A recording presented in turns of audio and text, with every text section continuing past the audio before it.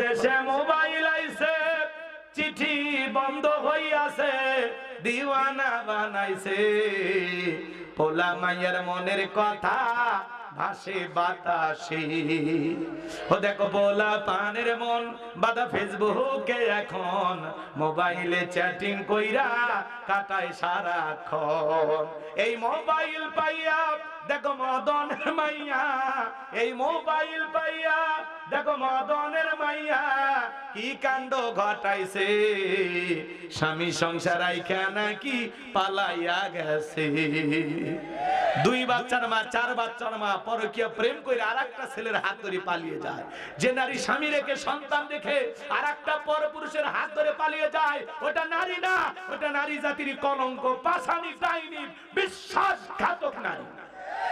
কেমনে পারলা বোন, কেমনে পারলা মা, স্বামী রেখে সন্তান রেখে আরেকটা ছেলের হাত ধরতে কেমনে পারলা?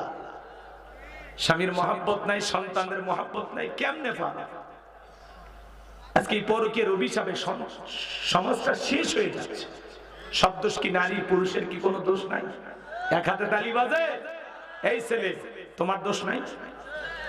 কেমনে পারো একটা নারীর স্বামী আছে, সন্তান আছে, সেই মহিলার দিকে নজর দিতে কেমনে পারো?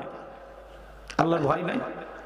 কত অসহায় গরিব মেয়ে বিয়ে হয় না, যাও না বিয়ে করো, কথা কয় না কেন? আল্লাহ যেন আমাদের হেদায়েত দান করেন, একটু জোরে বলেন আমিন।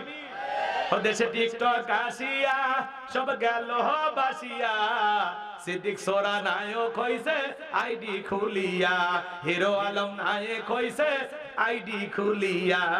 এই মোবাইলে হাই কি জাদু আছে ভাই, পোলাপান বুঝাছে, পড়ালেখা তুইলা রাখছে সপ্তম আকাশে। আজকে যুব সমাজের চরিত্র নষ্ট করে দিয়েছে এই মোবাইল। সংক্ষিপ্ত করা বলে দিয়ে যায় ভাইজান আমার, দিনের আলোতে রাতের আধারে গোপনে প্রকাশ্যে আপনি আমি যা করতেছি বাজার, জীবনের প্রত্যেকটা কৃতকর্মের ব্যাপারে একদিন হিসাব দিতে হবে কার কাছে?